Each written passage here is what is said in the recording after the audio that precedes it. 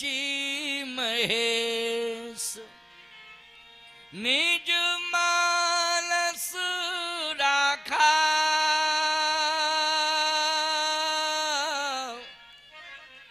पाए सुसमय सिवासन भाखा,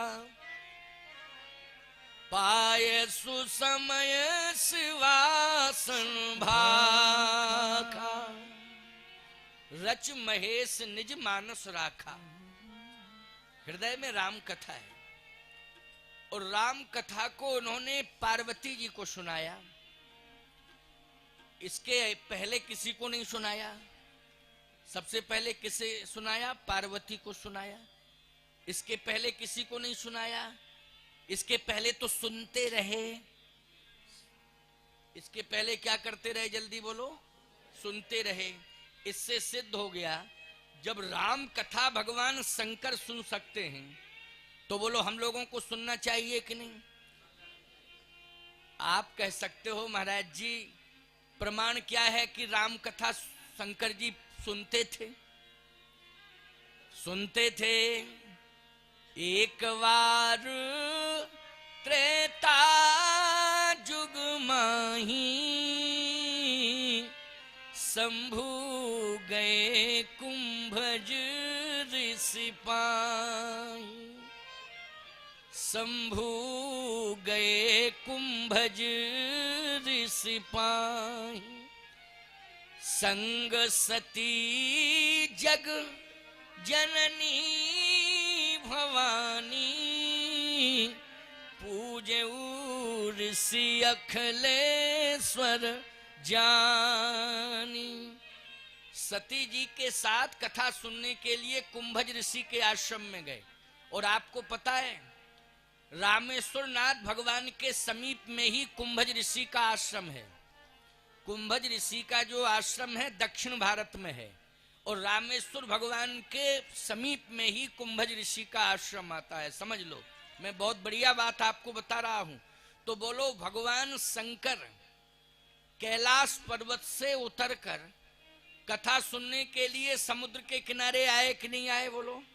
और तुम लोग भी शाहजहांपुर उत्तर प्रदेश छोड़ के समुद्र के किनारे कथा सुनने आए?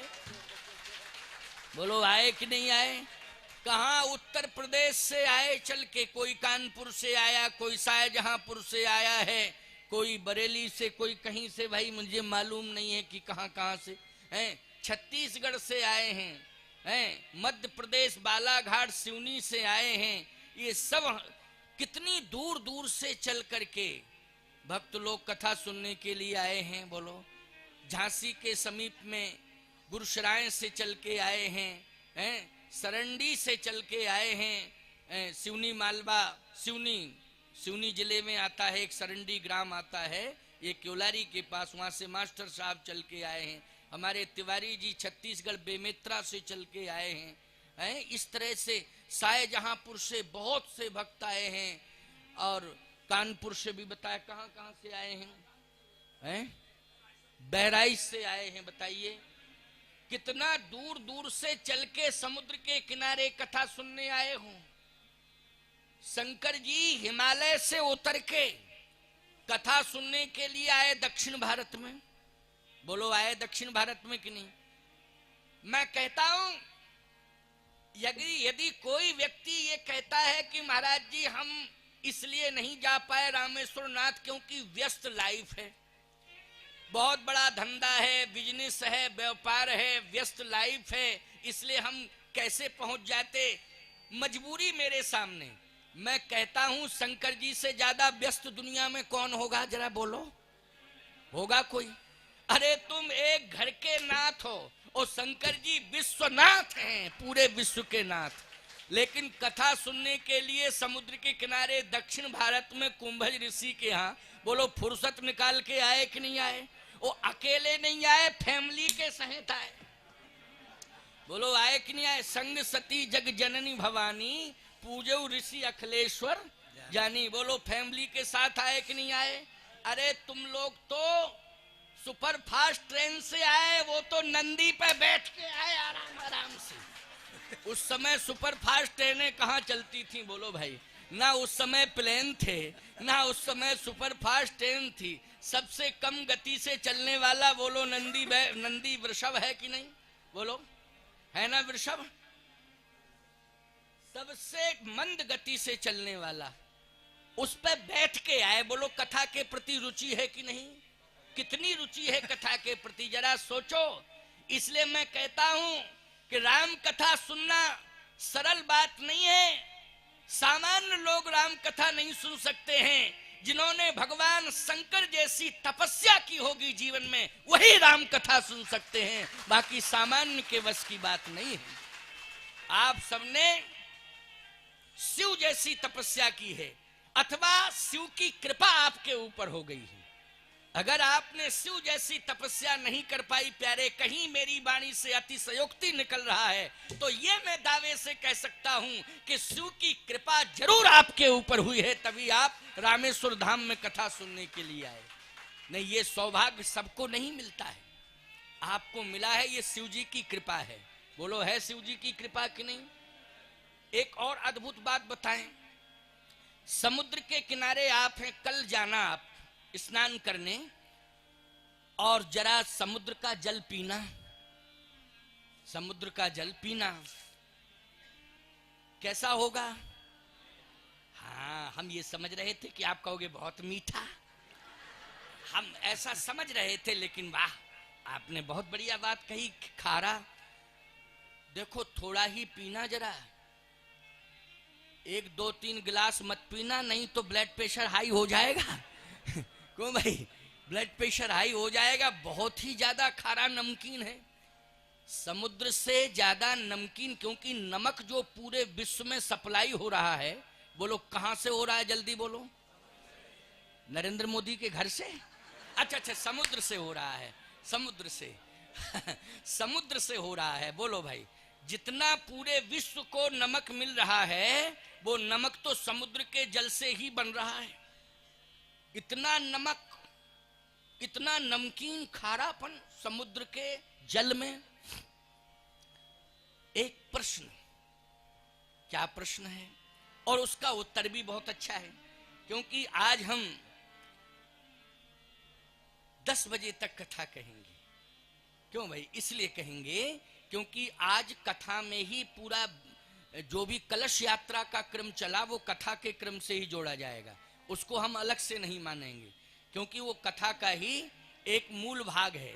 कलश यात्रा वगैरह, समुद्र से जल लाए आप, है ना, भगवान रामेश्वर नाथ भगवान के दिव्य चरणार विंदों में पहुंचे आप जल लेकर के। क्यों भाई? उनको साक्षी करके, फिर यहाँ उनको आमंत्रण देके, उनको साक्षी करके, उनसे प्रार्थना करके आप कथा मंडप में आए।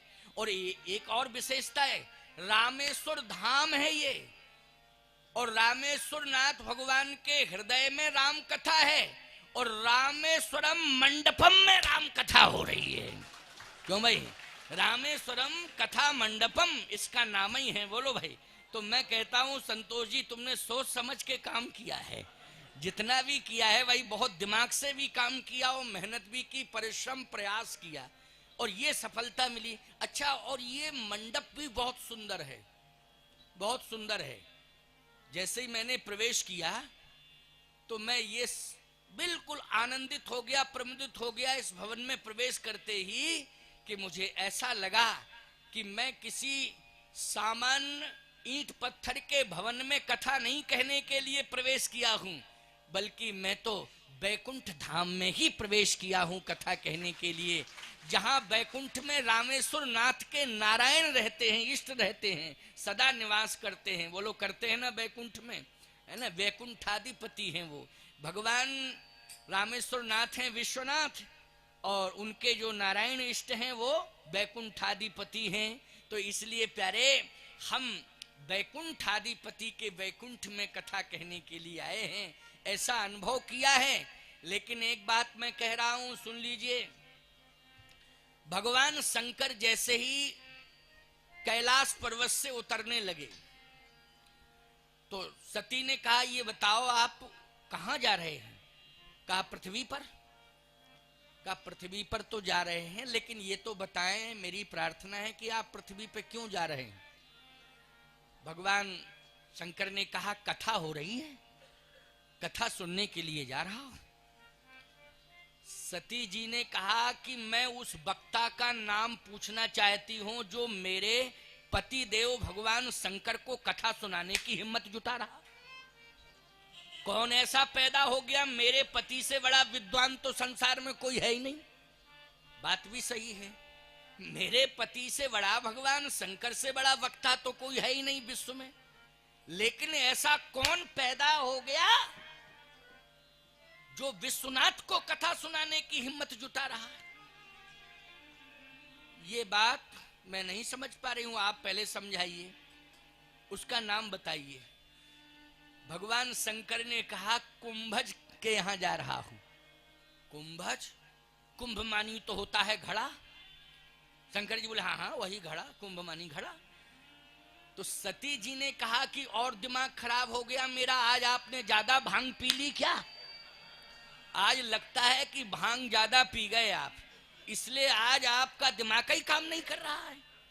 शंकर जी ने कहा क्यों, कैसे?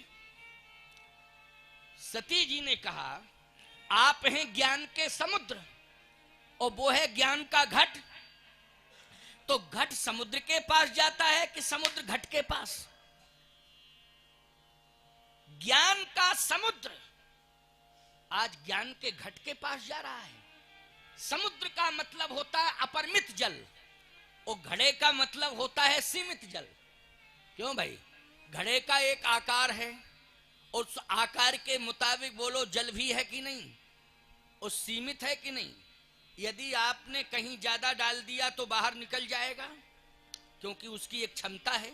लेकिन समुद्र में कितना बड़ा आकार है और कितनी बड़ी जल की क्षमता है और कितनी गहराई, इसका कोई मापदंड है? जल्दी बताओ, कोई मापदंड? अपरिमित जल है। आप जितना दृष्टि डाल सकें आपको क्या दिखाई देगा? जल ही जल दिखाई देगा। आप में इतना ज्ञान है, अपरिमित ज्ञान है। आपके ज्ञान को मापने का कोई मापदंड आज तक त्रिभुवन में नहीं बना है। लेकिन समस्या इस बात की है कि ज्ञान का समुद्र घड़े के पास जा रहा है। हमें आश्चर्य हो रहा सुन के। मेरी प्रार्थना है कि आप न जाएं, आप अपनी प्रतिष्ठा का ध्यान रखें, आखिर वो घड़ा ही तो है।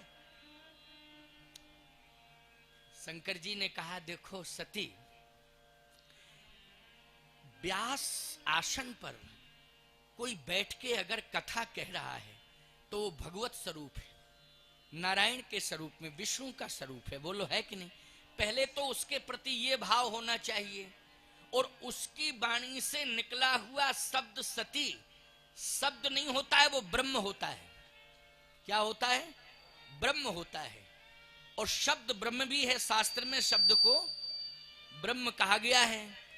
तो मेरी बात तो यह है कि मैं बार बार यही कहूंगा तुमसे कि तुम तर्क वितर्क मत करो, मेरे साथ चलो और जाके सुनो। सती जी ने कहा नहीं, मैं संतुष्ट नहीं हो सकती हूं, क्योंकि कुंभज नाम आपने लिया, नाम न लेते तो अलग बात थी, लेकिन आप कह चुके हैं कि कुंभज। भगवान शंकर ने कहा तो सुन लो मेरी बात। समुद्र का जल अपरिमित है, लेकिन पीने के लायक नहीं है। क्योंकि कोई अगर पी लेगा तो पचा नहीं सकता है। मेरे पास ज्ञान अपरिमित है, समुद्र की तरह अपरिमित ज्ञान है, लेकिन उस ज्ञान को पचाने की क्षमता सती तेरे अंदर नहीं है। समुद्र के किनारे अगर किसी को खड़ा कर दिया जाए तो ईमानदारी से बताओ, वो समुद्र के किनारे जिंदा रहेगा कि मर जाएगा प्यासा? बोलो भाई, प्यासा मरेगा कि नहीं मरेगा? और अगर विश्वास नहीं है, तुम 7 ही दिन खड़े होके देख लो, समुद्र ही का पानी पीना, फिर देखता हूं कि क्या रिजल्ट आउट होता है 8वें दिन, है ना? समुद्र के किनारे कोई व्यक्ति प्यास बुझा नहीं सकता, अतृप्त रहेगा। समुद्र उसकी प्यास को बुझा नहीं सकता है। बुझा सकता क्या? क्योंकि समुद्र का पानी पीने के लायक नहीं है, वो पीले कोई तो पचा नहीं सकता है। हे सती, अगर कोई पानी पी करके तृप्त होना चाहता है तो उसे घड़े के पास ही जाना पड़ेगा। घड़ा का ही विकल्प है, घट का ही जल उसकी प्यास को बुझा सकता है, समुद्र का जल नहीं बुझा सकता है। इसलिए कुंभज एक घट के रूप में है, उनका ज्ञान घट में है। इसलिए निश्चित है कि हमारी प्यास भी और तुम्हारी प्यास भी अगर बुझाएगा तो कुंभज का ज्ञान बुझाएगा।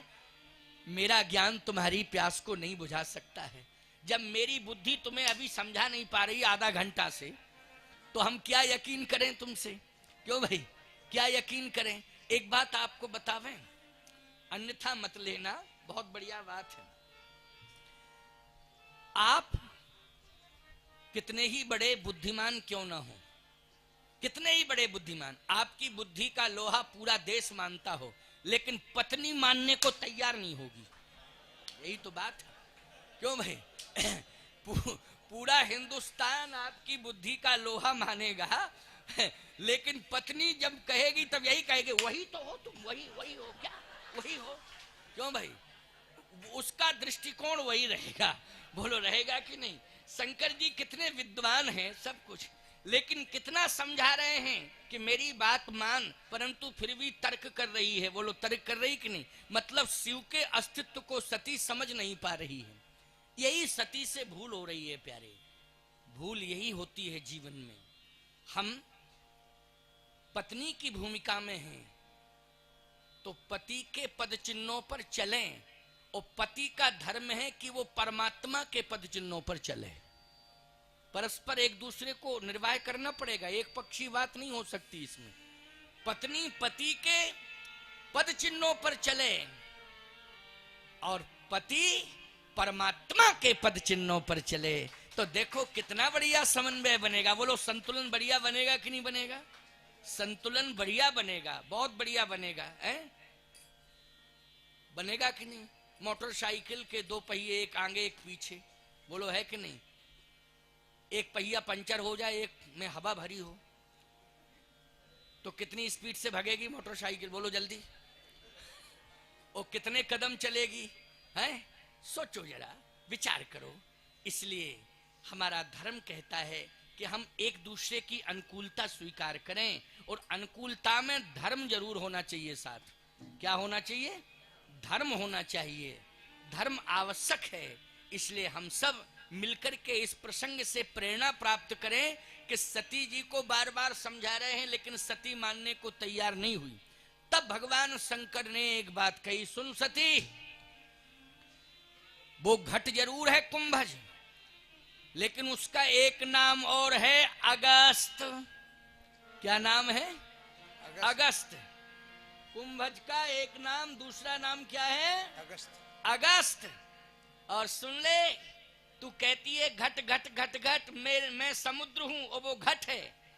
अरे वो साधारण घट नहीं है, उसने 3 अंजलि में पूरा समुद्र ही पी लिया था। अगस्त एक ऐसे महात्मा हुए जिन्होंने, बोलो, 3 अंजलि में पूरा समुद्र पिया कि नहीं पिया? है? माधवाय नमः, केशवाय नमः, नारायणाय नमः, हस्तौ प्रक्षालन। भाई पूरा समुद्र ही, कुछ बचा ही नहीं। समुद्र में कुछ बचा ही नहीं था प्यारे, 3 अंजलि में पूरा पी गए अगस्त। ऐसे कुंभज, ऐसे अगस्त। अगस्त हमारे देश में साधारण संत नहीं हुए अगस्त। शंकर जी को भी अगस्त के मुख से कथा सुनने के लिए आना पड़ा कि नहीं? है? बोलो आना पड़ा कि नहीं? भगवान राम को भी अगस्त ऋषि के आश्रम में आना पड़ा प्यारे। शक्तियां अर्जित करने के लिए अगस्त के पास आना पड़ा। साधारण नहीं है अगस्त। और आपको मालूम है, अंग्रेज भी देश से भागे तो अगस्त ही में भागना पड़ा उन्हें। क्यों भाई? अंग्रेजों को भी देश छोड़ के भागना पड़ा, तो अक्टूबर सितंबर में नहीं, नवंबर दिसंबर में नहीं, जनवरी फरवरी नहीं, मई जून नहीं, है? जुलाई नहीं, अगस्त। अगस्त में भागे। भागे कि नहीं भागे? बोलो भाई। और आपको मालूम है, हमारे देश में अंग्रेजों को इस भारत से दूर करने के लिए महात्मा गांधी ने आंदोलन चलाया, उन्होंने नारा दिया था अंग्रेजों भारत छोड़ो, यही कहा था अंग्रेजों भारत छोड़ो। आंदोलन इतना सफल हुआ कि हमारे नौजवानों ने कुर्बानियां भी दी थी, भारत के नौजवानों ने कुर्बानियां दी थी, फांसी के फंदे पे झूले देश को आजाद कराने के लिए। लेकिन गांधी जी के नाम के पहले नाम कम जानते थे अंग्रेज, किनका क्या नाम है, महात्मा ज्यादा जानते थे। महात्मा है, क्या है, महात्मा। अंग्रेज गांधी जी का नाम नहीं जानते थे, लेकिन ये जानते थे महात्मा गांधी। बोले गांधी कौन, बोले महात्मा, महात्मा गांधी। अंग्रेजों ने कहा कि ये महात्मा कौन सी बला है, महात्मा जरा देखो, जरा देखो रिकॉर्ड देखो, महात्मा कौन है। भारत में भारत का रिकॉर्ड महात्माओं का देखा तो रिकॉर्ड देखते देखते देखते देखते देखते देखते अत्रि सरभंग सुतीक्षण वशिष्ठ गर्ग गौतम जाबाल कपिल कणादि सबका पढ़ते पढ़ते अंत में आए अगस्त। और जब अगस्त का डिटेल में चरित्र पढ़ा तो कहा 3 अंजलि में समुद्र पी गए अगस्त। बोले ओहो, इसका मतलब है महात्मा 1 अगस्त हुए हैं, 3 अंजलि में पूरा पी गए, इसका मतलब है महात्मा में बड़ी ताकत है। और ये महात्मा ही आंदोलन चला रहा है। आपातकालीन बैठक अंग्रेजों ने उसी रात को बुलाई और कहा सुन, इस भारत में महात्मा बहुत बड़ी ताकत है, और 1 महात्मा तो अगस्त हुआ है, 3 अंजलि में पूरा समुद्र ही पी गया, और अगर इस तरह के 15 अगस्त इकट्ठे हो गए तो हमारा बाप नहीं बचेगा, भागो जल्दी। क्यों भाई, तो 15 अगस्त को भागना पड़ा कि नहीं भागना पड़ा, बोलो है, अंग्रेजों को भारत छोड़ना पड़ा कि नहीं। तो कहने का तात्पर्य मेरा ये है, अगस्त भगवान शंकर कहते हैं अरे सती, उनका एक नाम अगस्त है, उन्होंने 3 अंजलि में पूरा समुद्र पी लिया था, वो साधारण नहीं है।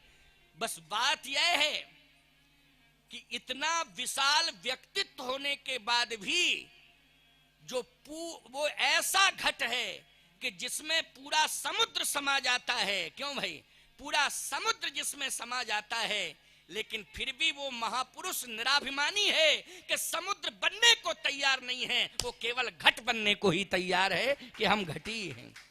यही महानता है, बोलो है कि नहीं। कुंभज की यही महानता है कि समुद्र पीने के बाद भी क्या बने, समुद्र नहीं बने, क्या बने, घट ही बने। इसलिए तुम कुछ भी हो जाओ प्यारे, चाहे जितनी ऊंचाइयों को क्यों ना छू जाओ, लेकिन अपने को सामान्य ही समझते रहना। अभिमान मत लाना कि हम इतनी ऊंचाई के शिखर पर पहुंच गए हैं। अगर अभिमान करोगे तो निश्चित है कि ऊंचाई से गिरोगे प्यारे। और यदि ऊंचाई पे चढ़ जाओगे और निराभिमानता तुम्हारे जीवन में रहेगी, अपने आप को भूले रहोगे, तो ऊंचाई पर पहुंचने के बाद परमात्मा अपने हाथों में तुम्हें संभाले रहेगा, कभी तुम्हें गिरने नहीं देगा। परमात्मा स्वयं अपने हाथों से तुम्हें संभाल कर रखेगा। यही है विशेषता अगस्त्य की। तो ऐसे निराभिमानी अगस्त्य की कथा सुनने के लिए कौन गए, बोलो, भगवान शंकर। तो जब शंकर जी जा सकते हैं, एक बार त्रेता जुग माही, शंभु गए कुंभज ऋषि पाही, संग सती जग जननी भवानी, पूजऊ ऋषि अखिलेश्वर जानी, राम कथा मुनि वर्ज बखानी। कौन सी कथा सुनाई, बोलो। अगस्त जी ने शंकर जी को कौन सी कथा सुनाई, समुद्र के किनारे सुनाई। कहां सुनाई, समुद्र के किनारे सुनाई। और सुनने के लिए कहां से आए शंकर जी, हिमालय से आए हैं, उत्तराखंड हिमालय से, बोलो आए कि नहीं आए। और दक्षिण भारत में आए, समुद्र के किनारे आए, और क्या सुना, बोलो, भागवत की कथा सुनी कि शिव पुराण सुना, जल्दी बोलो। राम कथा, राम कथा मुनि अरे बरिये बखानी, सुनी महेश परम सुख मानी। राम कथा अगस्त जी ने सुनाई भगवान शंकर को। समुद्र के किनारे सुनाई, अगस्त ने अपने आश्रम में सुनाई राम कथा। राम कथा कितनी प्रिय है भगवान शिव को, राम कथा संतों को कितनी प्रिय है। और सत्य तो यह है कि जब भी हम चरित्र किसी का स्वीकार करते हैं तो पहला नाम आता है राम का चरित्र। बोलो किसका चरित्र? राम का चरित्र। राम कैसा चरित्र हमारा होना चाहिए, श्री राम जैसा चरित्र हमारा होना चाहिए, और शिव जी जैसी महानता और उदारता हमारे जीवन में होनी चाहिए। तो शिव जी जैसी उदारता और महानता होनी चाहिए, चरित्र हमारा राम जैसा मर्यादित होना चाहिए। बोलो यही चाहते हैं हम कि नहीं? महानता उदारता भगवान शिव जैसी चाहिए और चरित्र मर्यादा पुरुषोत्तम राम जैसा चाहिए। यही हमारे जीवन की विशेषता और इन विशेषताओं से अवगत कराती है राम कथा, जिसको कहते हैं रामचरित मानस। इसलिए इसका नाम क्या है? बोले रामचरित मानस यही नाम, सुनत श्रवण पाइए विश्राम, सुनत श्रवण पाइए विश्राम।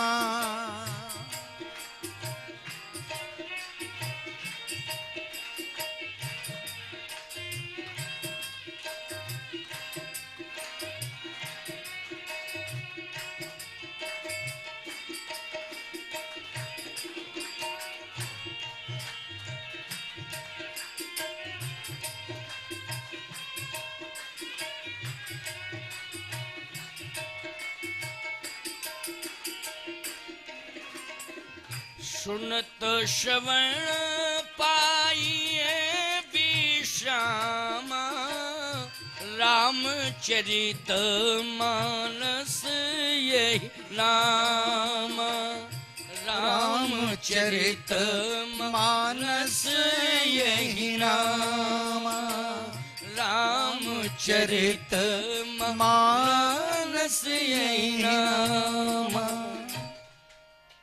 इसका नाम रखा है रामचरितमानस। और इसका नाम रामचरितमानस किसने रखा? भगवान शिव ने। भगवान शंकर ने ही कहा इसका नाम रखो रामचरितमानस।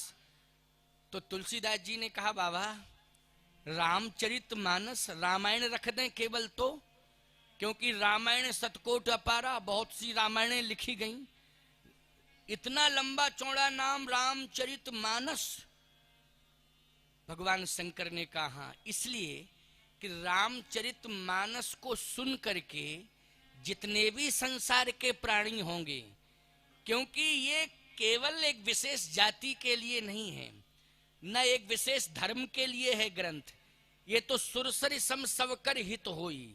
जैसे गंगा जी में कोई स्नान करे तो सही बताओ गंगा जी सबको मुक्ति दे देती हैं कि नहीं? कोई भी करे स्नान सबको मुक्ति मिल जाती है, ये गंगा का प्रभाव है। ऐसे राम कथा का प्रभाव, रामचरितमानस का प्रभाव है। कोई भी पढ़े, कोई भी पढ़े, बोलो भाई उसका कल्याण कर देती है रामायण की नहीं? ये रामचरितमानस ग्रंथ उसका कल्याण कर देता है कि नहीं? कोई भी पढ़े। और मैं कहता हूं रामानंद सागर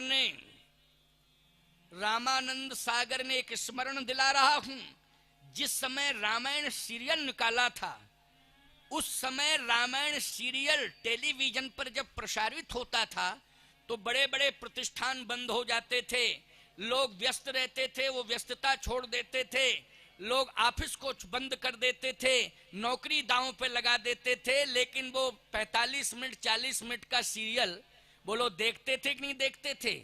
और सत्य कहता हूं केवल हिंदू ही नहीं देखते थे, मुसलमानों के घर में भी देखा जाता था। ऐसे प्रमाण में दे सकता हूं, मुसलमान भी प्रेम से देखते थे। बोलो देखते थे कि नहीं देखते थे? भगवान शिव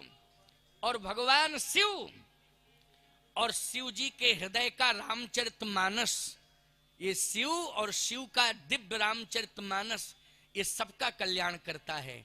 और एक बात मैं कान खोल करके सुन लो, मैं चैलेंज से कहना चाहता हूं, रामेश्वर नाथ भगवान ने कभी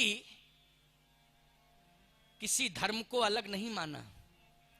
इसके लिए मैं प्रमाण देता हूं, अगर धर्म को उन्होंने अपने मन मस्तिष्क से अलग माना होता तो इसी रामेश्वर नाथ भगवान ने रामेश्वरम में अब्दुल कलाम जैसे सपूत को जन्म न दिया होता।